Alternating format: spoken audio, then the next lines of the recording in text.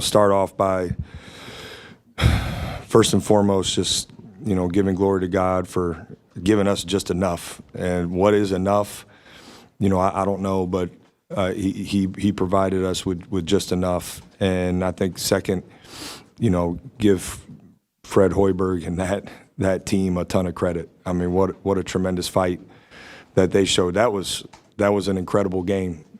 And, two teams obviously fighting with all they have and big-time shot making on both sides. And lastly, give our fans a ton of credit for coming to a 9 o'clock tip and then staying, all right, for double overtime. So I thought that was really special. And we needed every single person in here to help us get through to the finish line. So with that, we'll open up questions. And since Gary's not here, we'll go he always picks you, Adam. I'm going to pick someone different.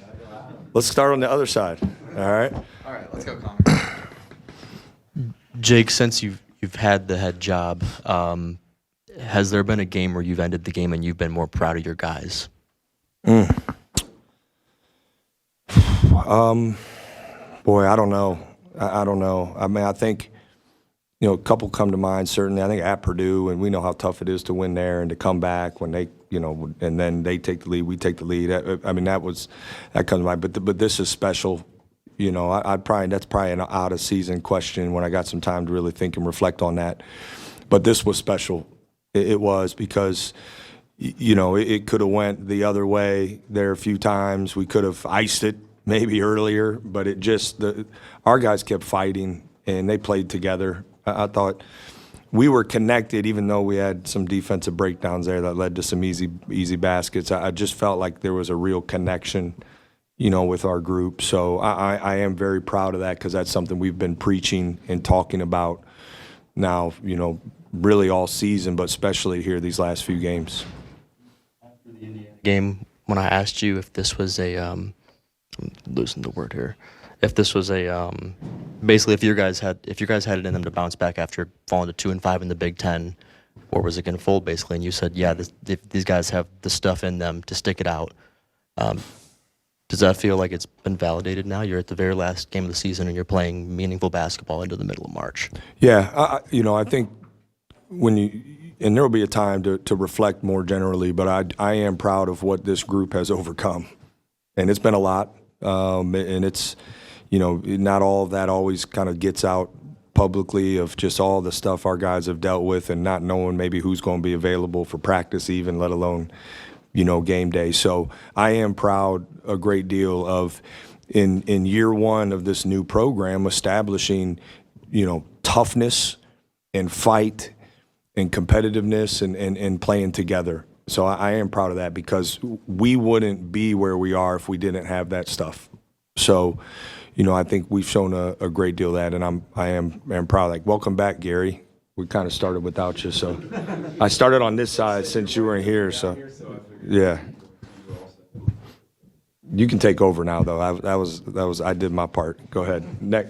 All right. All right, I guess we're going right to left. I wanted to start with Sean because obviously he fouled out, but I thought it was one of his more complete games that he's played. And there's a lot of stars from this one. It was a chaotic game, but just what did you see from him tonight?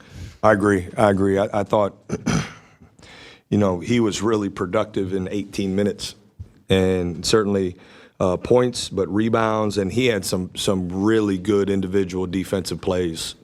And so I thought he played really good, and it was important for us. I thought Aaron gave us some really good minutes, as well. And talked about it from the beginning of the year. Those guys are going to continue to grow as long as this season goes on, and we're going to need them to. And I thought both of them took a step forward tonight, and it was important for us. You, Nebraska, entered this game very similar places along the NCAA tournament bubble. This felt like a do-or-die game for both sides in some ways as it pertains to the NCAA tournament. When you get down like you did at the start of the first overtime after leading most of the entire game, you talk about fight with this team constantly. But I guess has there ever been Going back to part of what Connor asked, has there ever been a better embodiment of that than to lead most of the game, you get down to start overtime, and then you are able to bounce back and overcome it with all of that on the line? Yeah, I thought it was a great that moment, that segment was a great representation of what this program is about. And I want guys to be aggressive. I don't want us to flinch. I don't want us to play safe. And this group has bought into that, especially here the last couple months. And I think the way we did it was just a fight together, which probably makes me even most proud. Is we had four guys score over 20 points, and it took everybody. So I thought that moment was critical. Yeah, that segment. John Wooden said, "Be quick but never hurry." Watching this team tonight, it seemed like you guys that manifested in this team. That, especially I think Micah on that three, he took his good old time. There was no panic, no rush. Is being in these situations a lot? How much does that contribute to just sort of not? Panic's a strong word, but just not rushing. Yeah. Well, I think. Starting to see, and listen, Mike, I know Micah's played a lot of college basketball, but we've asked him to do more than he had ever had to do in his career, and that was part of, why he wanted to come here. And we have a lot of young players and inexperienced players who are playing really impactful minutes for us. And I think you've seen as the year has gone on, we have played with more poise. And especially at the end of games, our execution has gotten better. We, again, executed really well tonight down the stretch. And I guess when you say down the stretch, you're talking about multiple segments, right? So, I guess add this to the list of one possession games that we've seen this year. And, I think going through those so many times has given us a confidence, a collective confidence that where guys can look at each other and we can lock eyes in the huddle and just know we've been here before and we've been successful in these moments, particularly lately. So I think that all played a factor. How do you relieve the pressure on this team? I mean, they're saying that you're never loose. You're always intense, but I've heard differently. So I don't know if they're just trying to kiss up or what the deal is. I think you can be intense and loose at the same time. We've just talked about stay in the moment, stay in the moment and live in the moment and give it all you got. And we keep the message has been, especially these last three games, just fight and play together. Just fight and play together. And, I don't think they can look out there or they can look at practice and feel that I'm coaching, differently. And I don't want them to. We want to play. We've operated all year with urgency in this program. We've practiced being our best late all season, all the way back to June. And, so I want our guys to live in the moment. Basketball. Joy is one of the values of our program. And we need to have that. Even though I'm intense and passionate and fiery, it's from a place of joy. And I think our guys are playing with a great deal of joy. And listen, our guys get fiery too, and I love that. I love the passion we're playing with right now. Last thing, is there a difference between urgency and desperation? Ooh, that's a good question. I think so.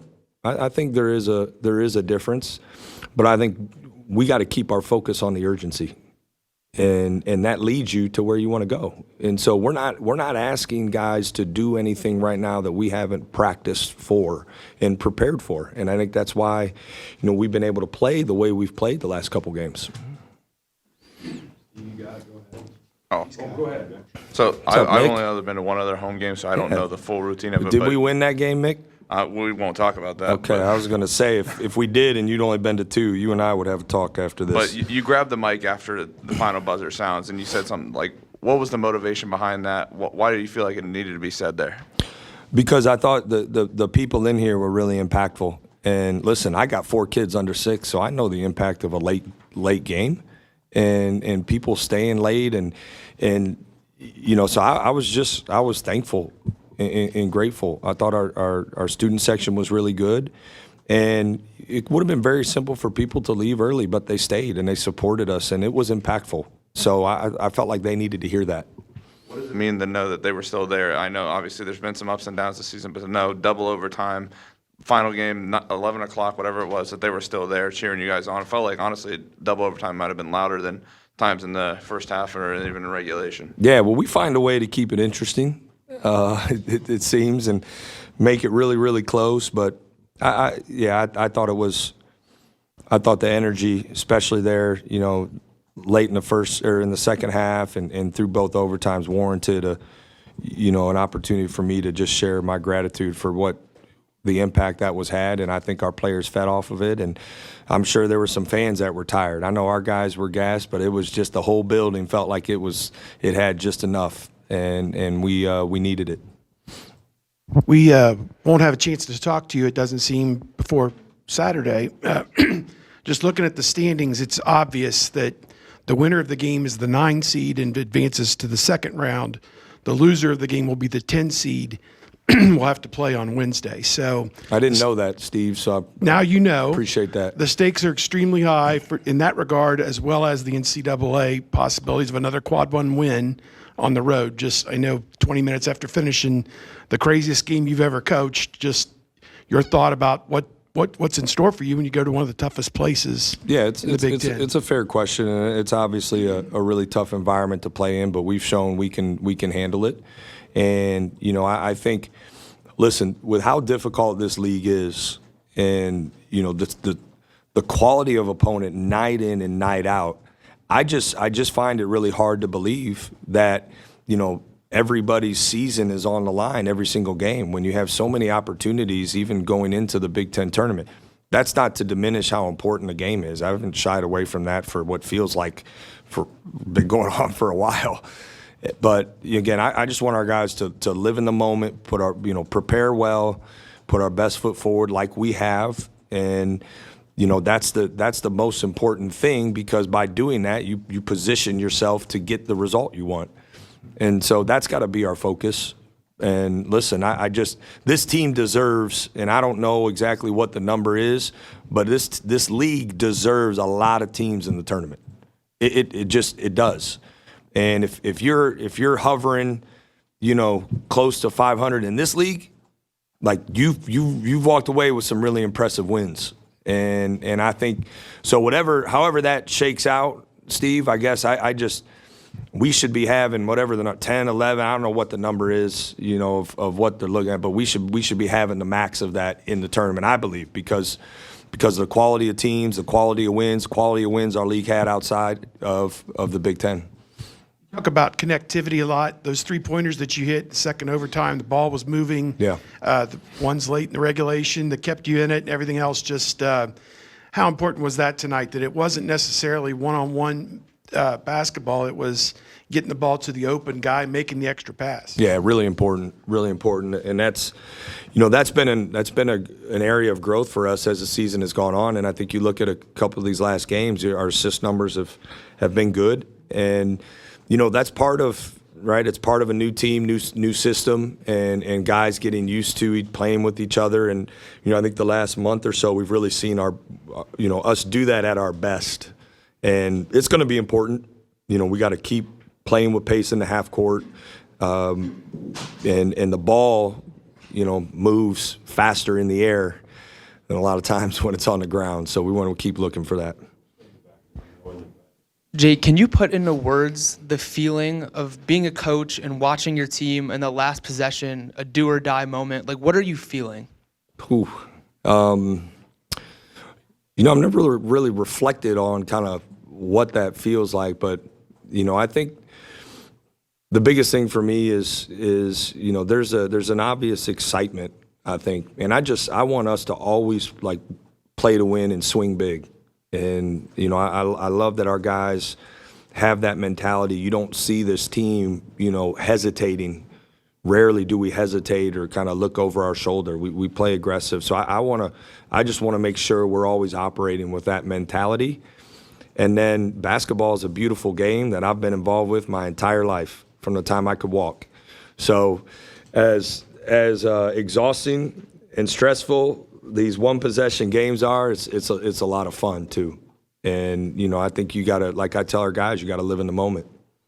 Ask too real quick about there were 52 fouls, I think, by both teams combined in this game.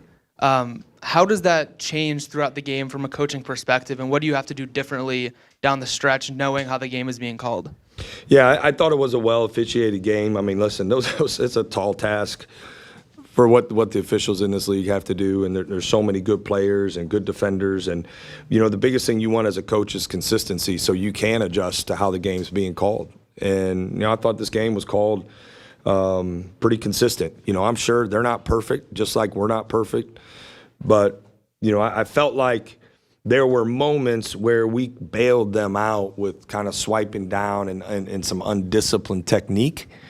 But, and I also thought there were some times where we had great technique and maybe got a little unlucky. So all in all, I thought it was a physical Big Ten game that was, both teams got to the free throw line. Obviously the fouling, at the end impacted things, but both teams were aggressive to the paint, and, it's kind of part of it. It's a tall task for those guys. There's no question.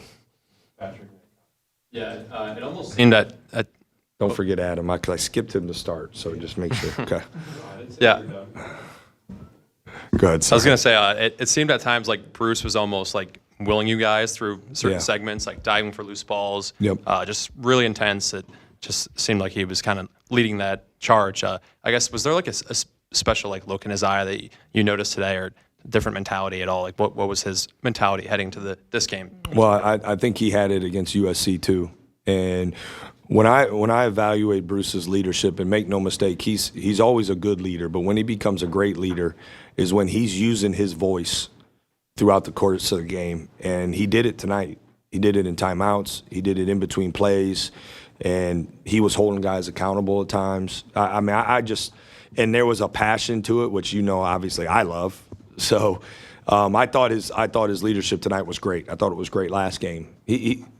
Baseline for him is always going to be leading by example, and he does it so well, right? But when he's using his voice like he has, it does help will us to be successful, and it's something that he's grown in, and I'm really proud of him for that, because he and I have had a lot of conversations about that, and he's embraced it, and he can do it. He can do it and play at a really high level. It's what makes special players special. I think by the end of the double overtime game, the senior day stuff kind of got lost in the wash a little bit. Talking about Kalen specifically, they showed the video of him talking when he was a freshman about since he was little, he just wanted to play for the Buckeyes. Can you give people a peek behind the curtain, the stuff that Kalen does for the program that they don't see if they just come and just watch the games? Yeah, I'm glad you asked that, because, and obviously, when guys join a program for their last year coming from another program, it's different. Senior night has become different because you have more examples like that. But, for Mike and Quez be able to play their last home game, I think that's important. And for them to trust, and come here, right? Like, I think it says a lot. But when you look at Kalen specifically, and first off, Kalen's a joy to be around, and he shows up every day. Every day he shows up, and he has an important role on this team, and he's embraced it. And no one ever gets to see how important that is. But when we do scout team and we prep, it is, and he's learning 10 to 15 new plays when you include out of bounds under and I'm expecting him to operate and run them exactly right. And, so it's what he has to do is challenging. And a lot of people could become frustrated and not do that well because, maybe they wanted to play more or whatever. But he shows up every day and he does it to the best of his ability. And he cares deeply about this program and university. And he's poured just as much as anybody else into it. And this program will take care of him because of that. He'll always be a part of the Ohio State basketball family and, achieve what was so important to him growing up. And he's treated people well. He's worked extremely hard, and this program and this place finds a way of taking care of those people. So I'm so excited. He's going to be successful in whatever he decides to do because of the way he approached, and specifically this year, the way he approached every day. He needs a job or an interview. He can count on me for a reference. Sorry, Adam. Yeah. Everyone kind of hit the big picture stuff. So looking at this game specifically, you guys had a stretch where they scored on 13 straight possessions. Defensively, I know like there's been some issues these last couple of games. Your offense has been able to overcome it. But do you come out of this more happy that your offense, or maybe concerned a little bit about where your defense is as you head into another really important game? Thanks, Adam. I'm happy we won, but yeah, there's some things we need to address defensively, and I think the good thing is, right, we've shown growth where one end isn't necessarily affecting the other, and that's important. But coming off of what was a really, really good defensive performance at UCLA on their court, I think we held them to maybe 40%, roughly. Obviously we struggled to make shots that game, but we did some really good things defensively there. Obviously, USC shot the ball way too well. Nebraska's field goal percentage was too good, and some of that was on the offensive glass and the fouls. So, yes, I hope this isn't the last question of the night, because maybe someone could ask me a happier question, but it is something that we'll continue to watch, learn from, and grow from, because you guys know, it's too important, and we got to be better, and I got great confidence we will. Well, what do you think, maybe on a lighter note, what do you think you're going to take most from a night like this? Like when you walk out of here, what's going to be the first thing on your mind, do you think? Yeah, I hope our guys are getting rest. That's the first thing probably is, hopefully they're getting some sleep and resting so we can start our recovery tonight, because that's going to be important. And then I'm just, I think I'm really proud because it felt like the culture and foundation of our program, was the reason we won this game. Certainly guys had to make individual plays, but the things we want to be about and talk about, in this program, and listen, players make plays. I'll be the first to tell you, but the things we talk about on a daily basis, playing with joy, the toughness, the connectedness, the urgency, being your best late, being a great teammate, dominating hustle plays. It felt like we were first to the floor most every time in hustle plays. Like those things, I'm proud of, and in reflecting that we, the culture and the foundation we're laying, for this program moving forward was represented well tonight. All right, everybody. Is that clock right? Yeah. It's actually 2 minutes slow. All right, everybody go get some sleep. Get some sleep.